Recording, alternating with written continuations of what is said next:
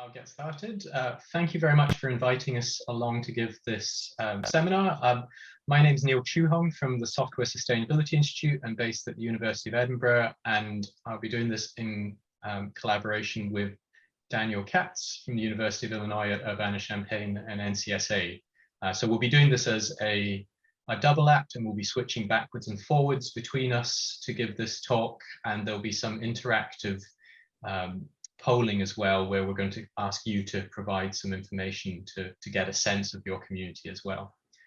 So we're talking about software citation principles and their application, and in particular, how these might get applied to neuroinformatics. So one thing that we can say is that software underpins research. So Neil, were you going to be sharing slides as well? Oh, am I not sharing slides? No. Sorry. That's okay. I thought it was a nice introduction without sharing, but then thought, oh, probably sharing would be good at some point. It looks like I'm sharing slides, but clearly I'm not. Now I need to find out where the slides have gone.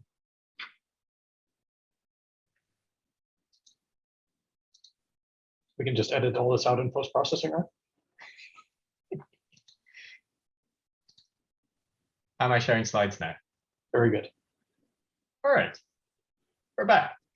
I did wonder why I couldn't see myself. Okay. We're going to be talking today about software citation principles and their application, and in particular, how these might be applied to research in neuroinformatics. So software underpins research. Some work we did at the SSI showed that 69% of researchers at UK universities couldn't do their research without software. Some work that Dan did in an analysis of Nature papers identified many mentions of software, 211 mentions in total. And similarly, some work that's been done recently by James Harrison's group looked at software mentions in publications in biomedicine and economics, and again found thousands of different software mentions. So I think the key thing here is that software is definitely being used and is definitely appearing in the literature, but the challenge is that it may not necessarily be appearing in the way that gives its authors credit. So I'm going to start off with by getting people to go to this Slido link. So if you point a web browser at slido.com and then add in the code 214942, you should be able to put in your answers to the question, what software do you use to do your work? And it'd be interesting to see the kinds of software that are in use. And I think you can put in multiple answers for this one.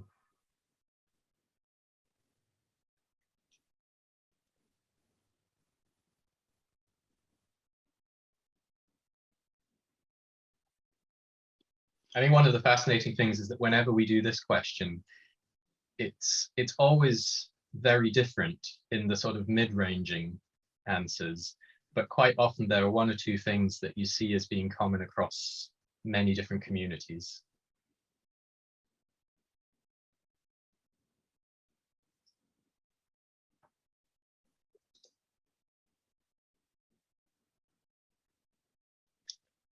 Google Docs often being one of them.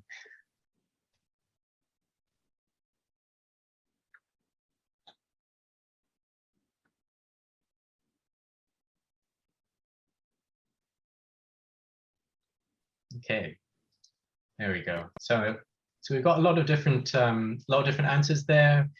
Here, a lot of things are around collaboration and collaborative writing. So we see things like Overleaf, Google Docs, LibreOffice, LaTeX.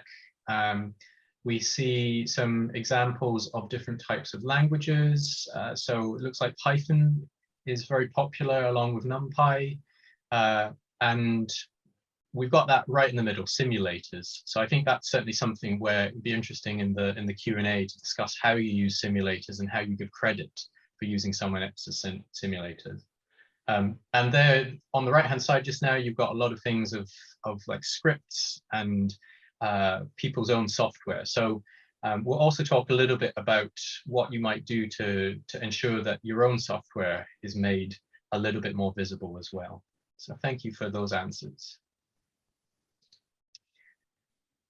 I mentioned that that there's been work looking at what's been used in other communities. So this is an example of a graph from software that is mentioned in COVID-19 research. There's a data set called CORD-19, which is frequently updated with all of the different papers and publications that are related to COVID-19 research. And there's been some work done to create models of to identify automatically the mentions. And there's been work that I've been doing in collaboration with others to see how accurate that is. What we can see, for instance, with COVID-19 research is that software is, a lot of different types of software is being used. This is the most popular ones. Statistical software is very popular for this subject, SPSS, R, Stata, and GraphPad Prism.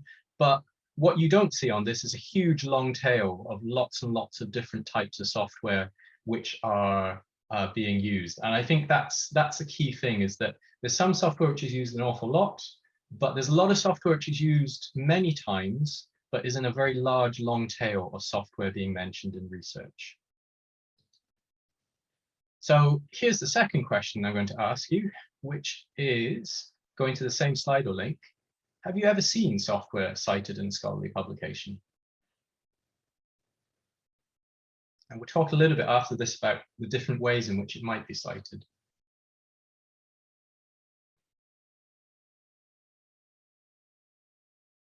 Okay, so interesting. So for this community, there is 100% have seen software cited in scholarly publication. Every other time I've run this, that has never been the case. So you are clearly a very clued up community. Quite often not sure is the highest answer that we see. And that points to one of the biggest problems we have with software citation, which is it's not clear what a software citation is sometimes. So I'm going to hand over to Dan now to explain a little bit about the different ways in which software is cited. Yeah, and I'll just say I think we probably have some selection bias in the previous poll, but I guess we'll just look at that. Right, so software has been cited in a lot of different ways over time. This table is coming from a paper by House and Bullard from 2016, where they found 7 different ways that software was referenced.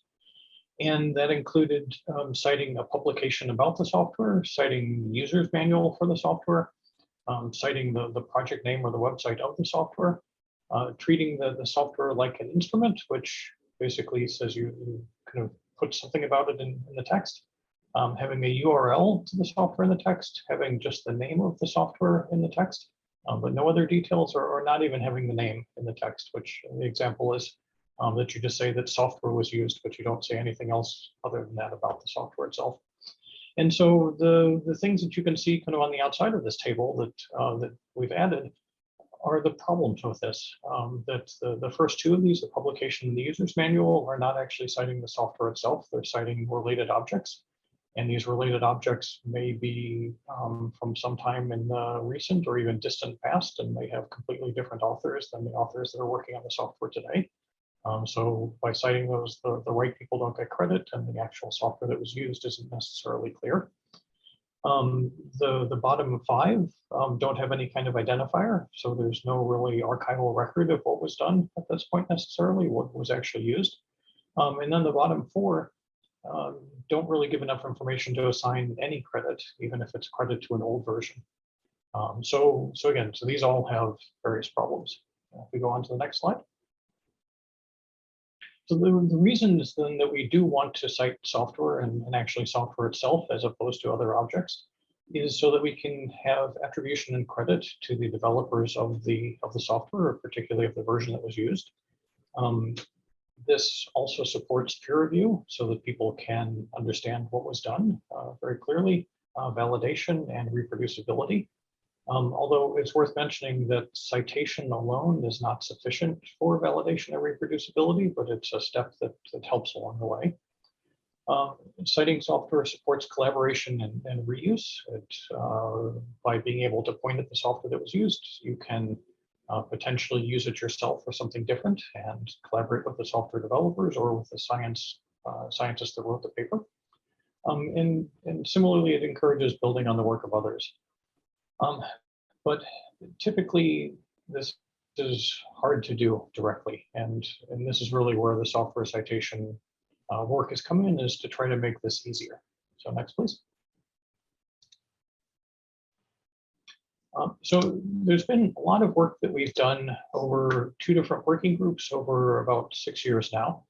In 2015, we started a software citation working group, and the intent of that group was to bring together people from a bunch of different specialties to look at what was going on at that point in software citation, and develop some use cases and come up with a set of principles for how software citation should be done.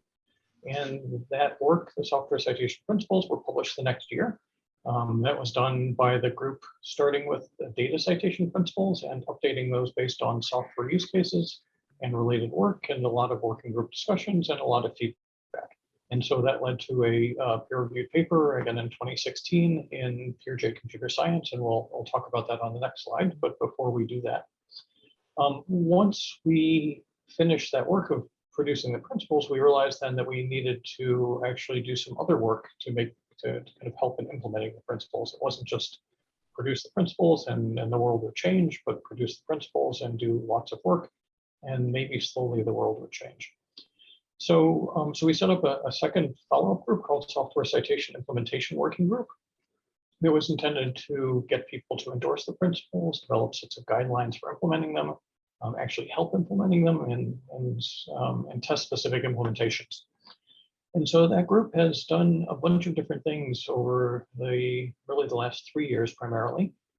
It's developed checklists for paper authors and for software developers, which effectively are: how should I cite software and how should I make my software citable? There's been a lot of work in metadata, because it turns out the metadata is really key to citation. And having metadata that's recorded along with the software is one of the things that's important, and the code meta schema or standard is a way of doing that. There also has been a repositories task force that has published a set of 9 best practices for repositories and registries that deal with software, so that they can be easier to use for developers and for people that want to cite the software. There's been a journals task force that has started an adoption process with journals and publishers, and we'll talk about that a little bit later as well. And hopefully we're getting to the point where software citation is actually being adopted and being used more regularly. And this is partly because there are a lot of other things that are also going on around software at the same time, and all of these things are somewhat reinforcing. So there's work around FAIR for research software, right? Making the software findable, accessible, interoperable, and reusable, which is slightly different than citation, but is related. There's work around open research and open science in general. There's work about reproducibility. And then there are increasingly software catalogs that are appearing in disciplines as well as in institutions. And so we have publishers starting to provide and share software citation guidance as a key point of leverage that we think will encourage more software citation. All right, so next slide. Okay, so the software citation principles themselves, as published again in 2016, are six items. The first principle is importance, which is basically just saying that it's as important to cite software as it is to cite other products that are necessary for research. Credit and attribution, saying that one of the reasons for citing software is to make sure that the authors and developers and maintainers get credit for what they've done.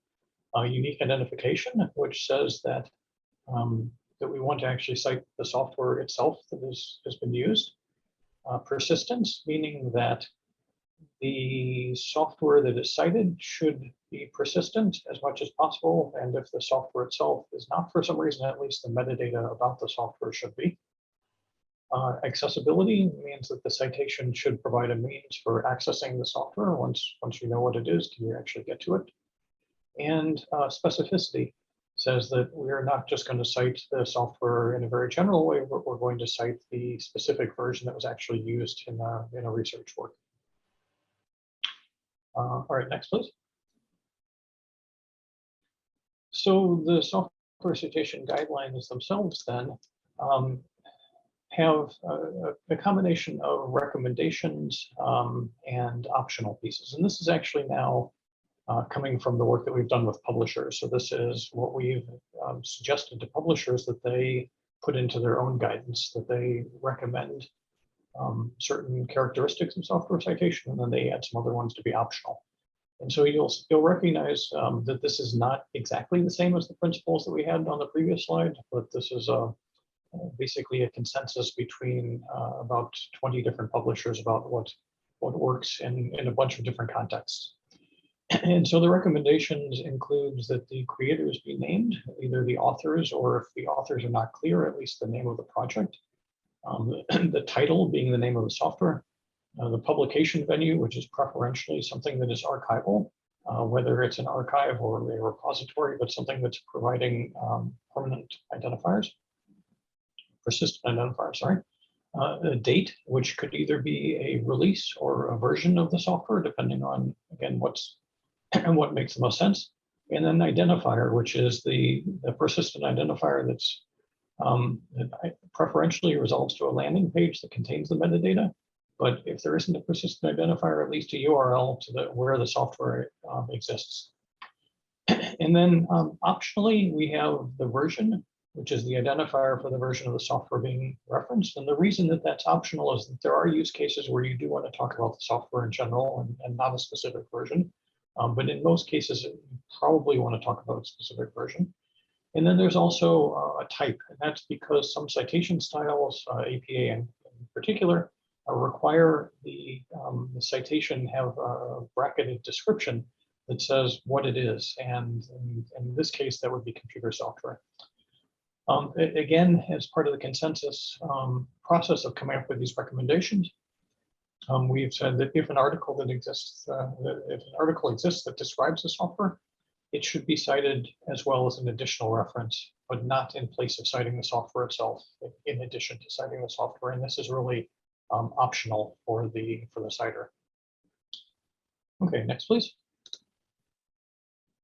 Right, and so this work has been published in this paper, which is in F1000 research. And as you can see, there's a bunch of authors, but I think the thing that's actually more interesting than the individual authors is the competing interests, which really lists the set of publishers that have been involved in this.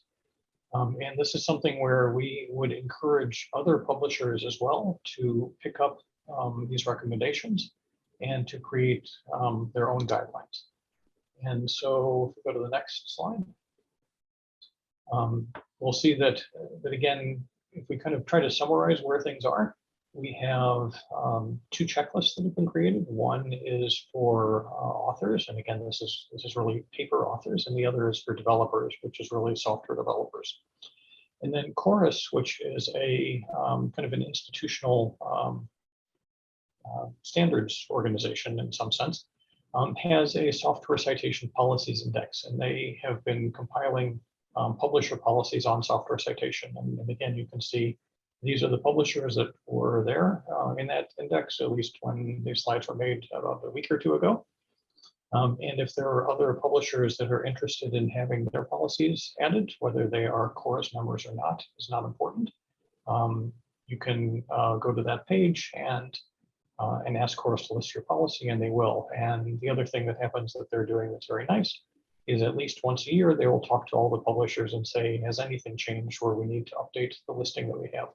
So the intent is that this is a kind of a living list of policies that helps people that either want to write papers or want to have their software identified to understand what publishers are doing in different places. All right, next, please. Okay, so I think this is the last thing that I'm going to say, then we'll go back to Neil. We have a set of examples that we've also done in this paper, this F1000 research paper, and they're done in APA style from the 7th edition of the APA guidelines. We talk about how the related work section should actually talk about the software and then should have citations to the software. In the methodology section, these these references might be more detailed. They may actually talk about the version and developers and things like that. But again, they will have links to the software itself. And then in the references section, we have here 3 different examples of references to software that we think are probably fairly decent. And so the first one is a citation to a software concept, which is the term that we're using for not a specific version, but all the different versions of the software, where we don't actually care specifically about a specific version, but we just want to talk about the software in general. The second one is what we would consider a fairly ideal citation, where we have the list of authors. We have also the version, the name of the software, the computer software in brackets, and then a place where the software has been archived in a permanent and persistent way using a PID, a DOI in this case. And then in the third citation, we have an example for commercial software, where it's only the executable that's available, and we talk about specifically what version it was, where it came from the date, and how you might be able to get that software. And even though it's not open source, it's commercial, but still there's a way to get it. Okay, so Neil, back to you, I think, for the next slide. Thanks very much, Dan. So what does this mean for communities like INCF? I think one of the key things is that we've seen what the principles are for software citation, and we've seen what the guidance is and the guidelines that have been produced by the Software Citation Implementation Working Group. But the role of the community is to help support members of that community to be able to adopt and implement the principles and the guidelines. And so I think there's kind of 2 key things where we see the work of things like INCF and the work of the software group come in. So one is around software and training. So how do you help develop researchers that you work with skills on the correct ways of doing things like including software when you are coming up with project proposals, when you've created new versions of software and how you publish it to get persistent identifiers, how to cite software in papers, and how to use reference managers properly to ensure that you're not just keeping a track of the different references for publications that you're wanting to cite, but also for software and data sets. Similarly, there's a question about how much communities can do to provide infrastructure to help support software citation. So these might be things like digital repositories or software registries, identifier systems, catalogs, but also increasingly it may just be lists of things like policies and lists of guidance. So these are 2 different ways in which a community can help support its researchers and the developers of the software that's being produced to undertake that research, to ensure that the software is better reused and better credited. Specifically in neuroinformatics, I guess there's already been quite a lot done more broadly in terms of ensuring that outputs are recognized and recorded. This is something from an opinion piece a few years ago from David Kennedy, one of the chief editors of Journal of Neuroinformatics, where they've had for some time this idea of a sort of information sharing statement. So a way of ensuring that the different research data, software, models, etc., are all captured as part of the publication process. And when he was writing in 2017, this was to announce that the next year there was going to be a tightening of this statement, and in particular, the bit highlighted in red, that software used must be accessible from an appropriate distribution system and documented by version. Unique identifiers as well as literature citation should be used to explicitly document all resources used in the publication. So here's an example in 2018 of a journal in Neuroinformatics effectively following the software citation principles and mandating those be implemented by the people who are seeking to publish in it. I do know that the one kind of like little thing about this is that I saw in October 2021 a note from the chief editors saying that they are regretfully not being renewed as chief editors for Neuroinformatics as the publisher takes this journal in a different direction potentially. So it will be interesting to see if that still includes this emphasis on ensuring that the methodology and the data and software used is mandated, but we'll have to see what happens there. But more broadly, in general, software citation in neuroscience, and here I guess that should have been neuroscience without the capital, is more common than in other fields. The challenge is that the citation practices are quite varied still. So here is an example of something that is published in Scientific Data, where I've taken one of these statements to see what it looks like. And you can see here that the methodology section has a number of different mentions of software, but they are very different. So most of these look like what Howison and Bullard refer to as a URL in the text. So spinal cord, toolbox, Plotly, BrainSprite. There are version numbers here, but there's nothing more in addition to that apart from the URL. We've got one thing here, PyBids, which is referred to via a software paper in the Journal of Open Source Software, which Dan is an editor-in-chief for. But we've also got one example here of a direct citation of software itself. So Pandas here is being cited via its Zenodo deposit. So what does this mean? I guess what it means is that in neuroscience, the idea of citing software has become more commonplace, but the way in which we as the Software Citation Implementation Working Group might consider the best practice is not always being followed. And there are various reasons why that might be the case. It may be that the authors of these other tools have not made it easy to cite it as a piece of software in its own right, or it may be that the authors of the paper are not aware of the different ways in which you can try and cite software directly when, for instance, it isn't deposited in Zenodo. So more broadly, there's a lot of examples of guidance that are starting to come out, particularly from the different research libraries. And if you're interested, there are some links here for various examples of both support and training and infrastructure that have been provided by different communities.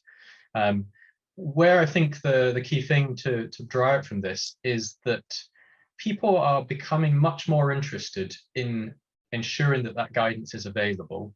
And one thing to look at is whether there can be more guidance provided to your own community and how you might do that. So that sort of guidance is sometimes very simple. So this is the MIT Libraries guidance, which really just tries to encourage the researchers at MIT to cite software directly. Other stuff goes into more detail and might include very specific prompts for how to cite software. The other big thing that's happened in 2021, which has changed potentially the visibility of software citation, is that there was the announcement from GitHub of support for citation files and repositories. So here, now what you can do is put a citation file format file into your code repository, and GitHub will automatically generate a recommended citation.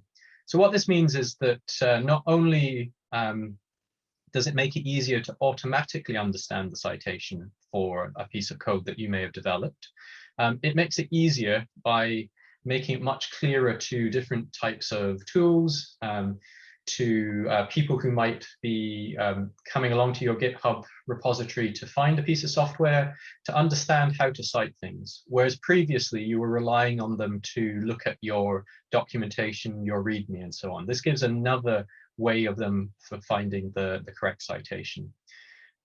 Support for these files is also being announced by Zotero, which is one of the big research software, sorry, not research software, research reference managers, and also by Zenodo. So if you have a citation file format file in your repository and you use the built-in GitHub to Zenodo deposit mechanism, it will take all of the information from there as well. So what this means is it's now much easier as a developer to show the world what is your preferred citation and ensure that they try and cite your software directly in the way that you want it to be cited. So that's some examples of things that are already out there. And then the last question I'm going to ask you all is, what's the guidance that's missing from your community that you think you would need to explain software citation to someone else? So what have people been asking you for? Given the discussion you've had on previous versions of this call, what is it that was missing that needs to be done? So what specifically to do? Is that, for the person who put in what specifically to do, is that as an author of a paper looking to cite software, or is that as a developer of software to make their work more citable, or is it both?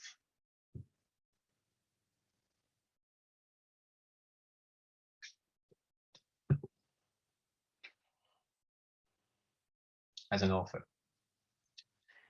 Okay, yeah, so that's an interesting one, because I think this is where the guidance from different publishers will become important in different journals. And perhaps one thing that you could encourage is the journals which your community publishes in, do they have guidance for authors on software citation? So what we're seeing now is a lot of publishers are cascading down suggestions for guidance, but what's needed is for the journal editors themselves to incorporate examples that are specific to that journal into the guidance to make it clear what it means. And I think that's the same thing with examples that are specific to the community. People like myself and Dan can create the general guidance, but examples that are specific to the community, the best people to do that are the people in the community. So working together to take the kind of meta guidance and do that. So institutions to pay attention to software citations in hiring and promotion. That's really interesting. So I think that may be changing. I don't know how it is in different countries and different institutions. I know in the UK, for instance, that funders are going to be moving to a new format called resumes for researchers, which create a much broader view of what it means to be to have a good track record as a researcher. And obviously we have things like DORA, Declaration of Research Assessment, that says things like software citations definitely should be considered in hiring and promotion. I think the challenge I've seen is basically addressing the ingrained culture at universities that may mean that they're considered not yet as valuable as other things. Yeah. And how far should one go with citations? So that's a really good one. And I know that Dan has recently answered this question on Twitter very eloquently. So I'll let him answer that one when we move on to the next slide. So I'm going to hand over back to Dan here. Okay. Well, maybe we'll just leave it on this for a second, and I'll just talk about that for a second, if that's okay. Yeah. I think so. The way we've been thinking about this is that software citations should not be really different than other citations. And so if you think about you're writing a paper and what do you cite in the paper, the answer should be the same for software as for a paper. And so it should be that you cite the things that you use directly. And those papers that you're citing have their own references, and you don't have to cite everything that they've already referenced. And ideally, we should be in the same place with software, where you don't cite the software dependencies, you just cite the things that you used. But unfortunately, there's a gap, which is that we don't have a way of publishing software and having it cite its references in the same way we do for papers. So that's a gap that we need to fill as well. But I guess we've been trying to approach software citation and even software in general within research through a kind of divide and conquer strategy, where we focus on one thing and hope that other people will focus on some of the other things. So I think that's the answer that we would give. It's not a completely satisfying answer, because it doesn't actually help the people that are writing the dependencies at this point. But I think it's the right answer in the long term. Okay, so let's go on to the next slide then. Actually, so let's go on one more, and then we'll come back to this one if that's okay. So I think if people that are watching the recording or here live want to get involved, that's something that you definitely can do. You can join the Software Citation Implementation Working Group, and there's links here to both the kind of the pointer page on the Force 11 website, as well as the GitHub page where we actually kind of do more things in practice. We're really interested in your experience and your implementations, kind of what you learned, what you've done that's worked well, things that other people can reuse. Feedback and guidance, again, because we've been providing a lot of guidance. If things don't work, we'd like to fix them and make them better. And then institutional adoption as well. So how do we get the institutions that are hiring people, as well as potentially funders, to pay attention to this and to support this? And so there's a lot of, I think, open areas where we'd be very happy for people to come in and contribute. Okay, so now if we go back one slide. Right. So specifically of the folks that are here, we think we've been doing a good job of getting started with publishers and with repositories, and that these groups are going to move forward, at least to some extent. But what are we missing? Kind of how do we,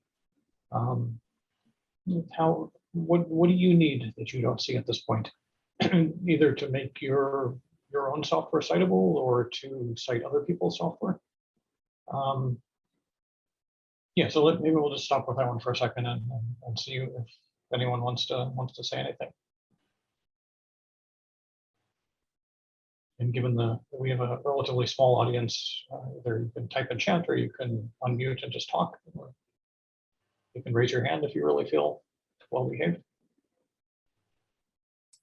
Maybe I'll just jump in. Thanks. So yeah, one thing is that there, as you showed, there are many different ways of citing software, and in a way so I'm also more a developer of research software. In a way, we are happy if they cite it in any reasonable way already. That's great, but for telling users of the software, there's the more like literature citation, there's like an RRID, there's Zenodo. I mean, we can't reasonably expect them to use like 3 citations just for our software. So for me, it's still a bit vague. What is the best, like the approach to use? There are several, and stuff like Zenodo is a bit, in a way, it's a bit bare bones. It feels a bit like interface wise and citation wise, it feels a bit like more appropriate for data than it feels for software, where something like GitHub feels very appropriate for software. But of course, it's not an archive. I mean, you can cite a repository, but it can disappear any day. And there's things like software heritage. So yeah, for me, it's a bit like that. There's many things, and it's certainly evolving, but it's still a bit of a landscape that is hard to navigate, I think, for authors and for users, maybe even more. Yeah, so that's a good point. I think there's some, I can't remember if it was a blog or a talk or a slide or something like that, but at some point I had the little phrase of swimming in a sea of identifier types. And unfortunately, I think that's very much true today. I guess, yeah, and sorry, so we didn't talk about one thing you mentioned, and at least one other thing. Well, maybe Neil mentioned it a little bit, but I'll just say that there's software heritage, I think, is really an interesting option that didn't exist at the time that we started the software citation principles. And so I think it actually answers a lot of the questions and is a really good option in many cases.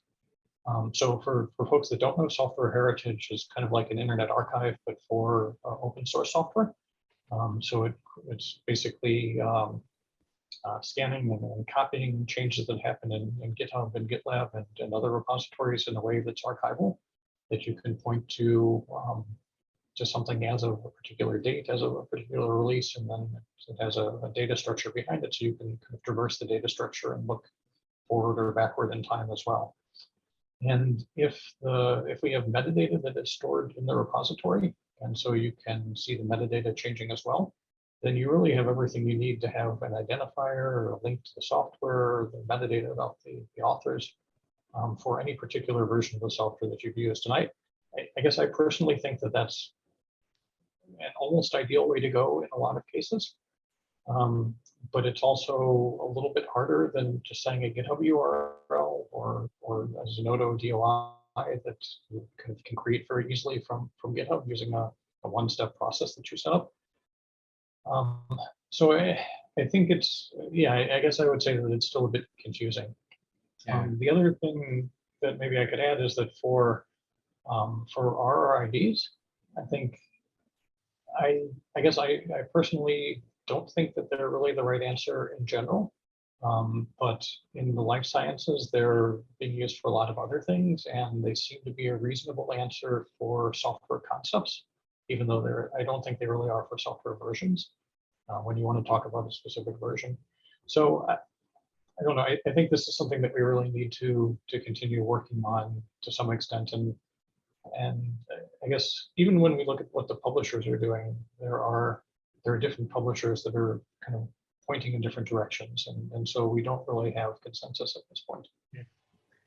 The other thing that I was going to mention again that kind of came up, but I don't think we really said is in some ways the idea of a placeholder paper, something like a Journal of Open Source Software paper. Is potentially another option, or a JORS paper, or SoftwareX paper, or something else. When we started the Journal of Open Source Software, our goal was to create something that would help people for the short period of time before software citations themselves became common. And so our idea was that the journal would go away at some point when it was no longer needed. The fact is that we've realized that the journal does a bunch of other things, as well as creating a way for software to be citable that fits in. The peer review mechanism I think is really nice. And the fact that it also creates a community in some sense that can talk about best practices and move them forward is also very nice. So, so I'm not completely sure that that's still true, but I do think that the idea of a software paper as a substitute for a citation to software directly, I do hope is something that goes away over time. Neil, do you want to add? Yeah, if I could add to that, I think one of the things that's interesting, and I've heard it in a number of the questions coming up in talks, is around exactly that kind of question of it being a little bit confusing. And I think one of the things that does get confusing is where's the split between guidance for effectively guidance for an author of a paper and guidance for a developer of software looking to make it more citable. So as Stan mentioned, software heritage is very like the Internet Archive for software. And I don't know how commonplace it is in neuroinformatics, but in the humanities, for instance, the use of the Internet Archive as a source that is quoted by authors when they can't find the original published source, particularly web pages, is very commonplace. So I would see that having the same role, software heritage, as the Internet Archive there. Instead of quoting a GitHub repository, you might reference the software heritage thing instead, because you want it to be a more persistent citation in your paper. But that's your choice as an author. So where software heritage really comes in is it gives a really good way as an author of citing something that you think might disappear because it's an ephemeral repository. On the other side, though, I think it's really I'm maybe a more pragmatic end of the spectrum than Dan. I think basically you as the developer of the software should choose how you want the software to be cited and make that really clear and really ask people to cite it in the way that you want it. If that's to a paper, because that is what will be best for you as a developer to get your credit and your promotion, fine. I would encourage that, even though I recognize it's not necessarily the most perfect and ideal way of doing it. If you want it to be a citation to a GitHub repository, again, this I would not necessarily recommend it because of the ephemeral nature of GitHub repositories. But if that's what you want people to cite it as, then I would say that you should encourage people to do that and make it really clear so that at the least they put in all of the information to make it easy to get to your GitHub repository. So I think it's about ensuring that as a developer, you're encouraging people to cite things in the way that will ensure that you get credit, but also that all of the metadata that's required gets encapsulated in that citation. And that's why I think things like putting your recommended citation in your documentation is such an important thing. Yeah, and so I'm going to maybe disagree slightly with Neil. That I think that the description Neil's giving is one that I would like to be the case.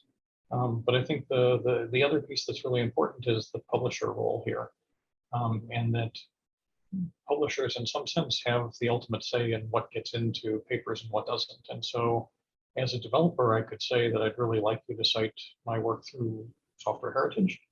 But if the publisher says that they're not going to accept those DOIs, those references, and they want a DOI instead, or they want a GitHub URL instead, or something else, then that ends up being what happens. And even, I guess the part that's even more confusing is that the publisher may say that, but then there's kind of back-end processing that's happening by a third-party company that the publisher has hired, that's going to further manipulate the reference in the end and turn it into something that may not be what anybody actually is looking for.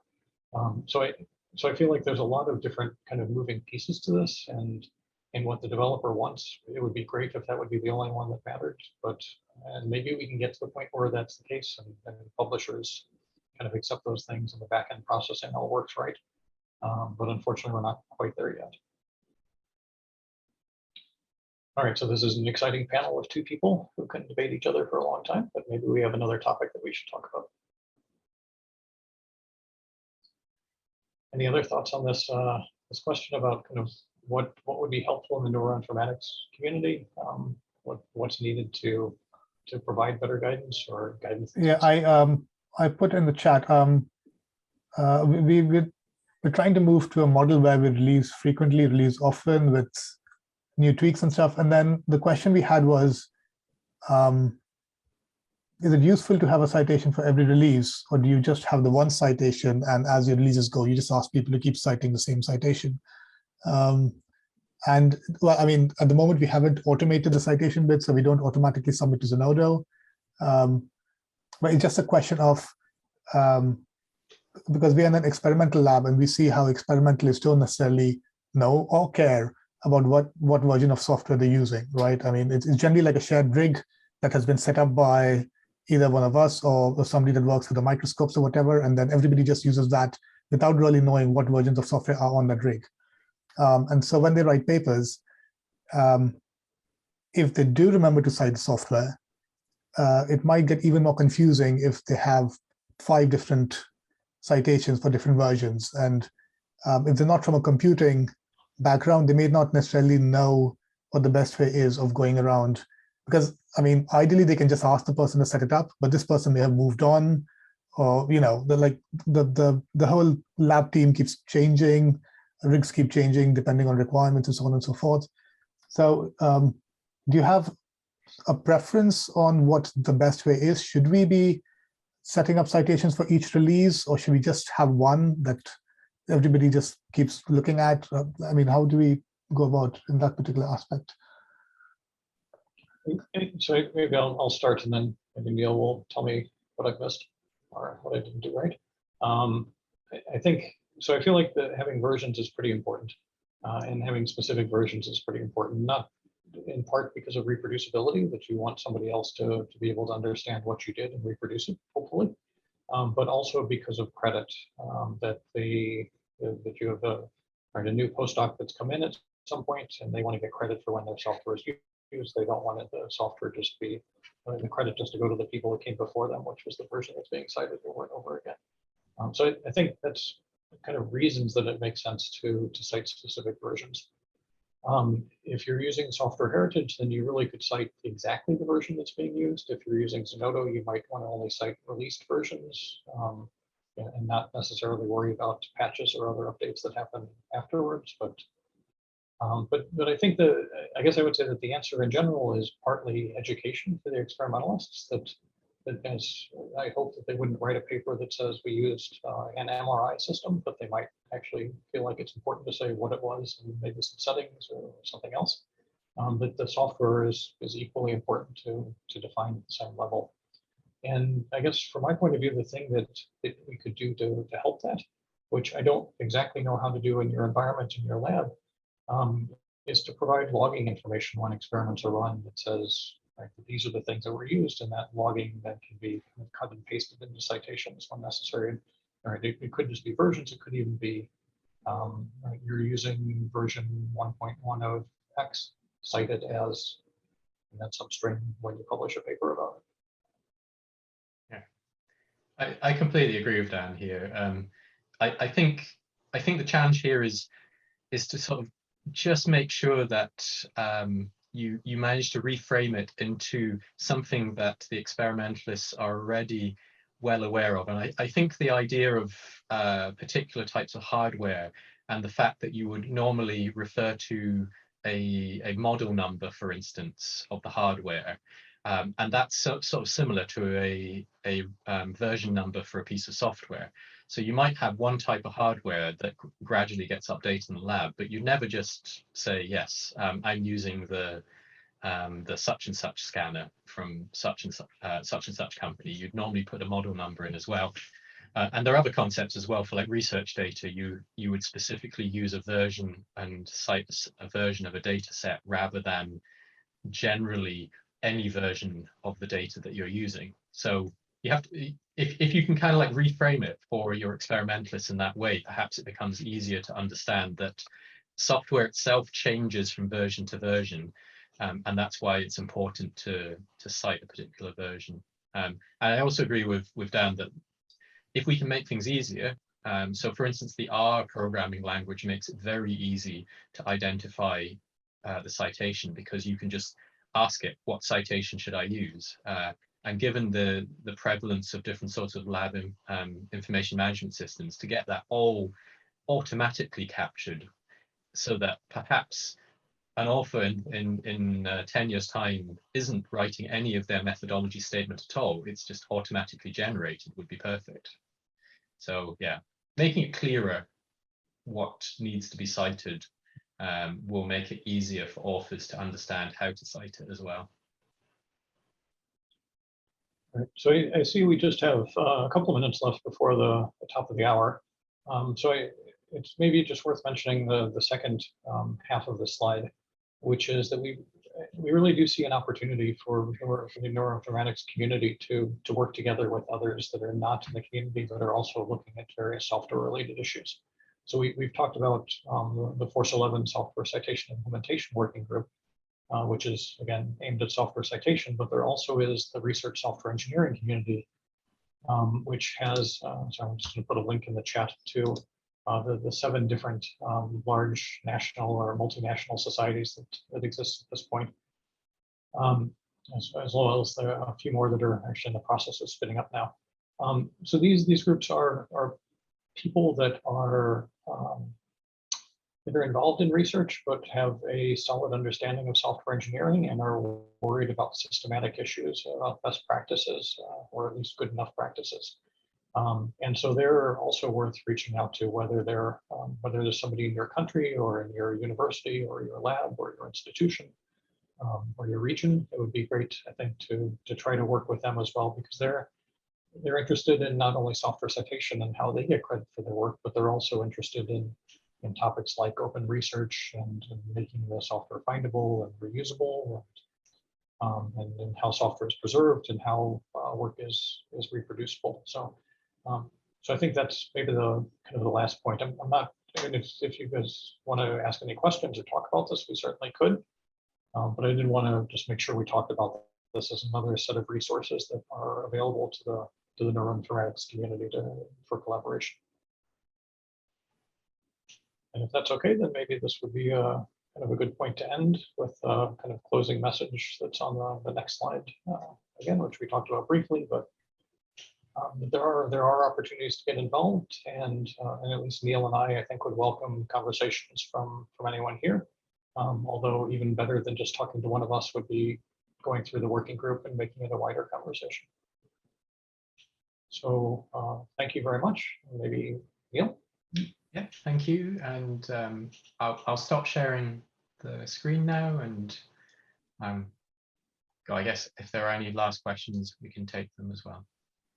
Thanks very much for that. So we'll have another software working group meeting coming up soon. Not sure if it'll happen before the holidays, but definitely after the holidays. And I'm sure I will ask everybody to make sure they go through recording so we can have a discussion and see how the INCF and OCNS can start working more on this kind of thing. Because we're both well placed to at least look at this particular aspect in the computation neuroscience community. So we will discuss that, and we'll try and speak to the OCNS board and see if they have any views on how we can get our membership to, well, how we can get all of this information out better to our membership and see that they do, whatever we suggest from this perspective. I guess one last bit there is quite often what we've found in other communities is that all that's being required is for someone to take the lead on offering some of that specific guidance, because generally speaking, everyone else is just waiting for it. So it just needs someone to actually do that, and then others will be happy to endorse it. So perhaps that's a first step, is who are the people who might develop that guidance? And we'd be happy to kind of provide assistance from a more general level as part of the working group towards that. Yeah, I'll send the recordings out to our membership with all your notes and everything anyway. So at least they will have the first level of awareness about this, and then we'll try and invite them to more of our meetings in case they want to discuss things in more detail, like the one specific guidance that we can then discuss with you if required, and so on and so forth. So yeah, that's certainly on our agenda. Yeah, it's just a question of finding the time to have the next meeting and things of that sort.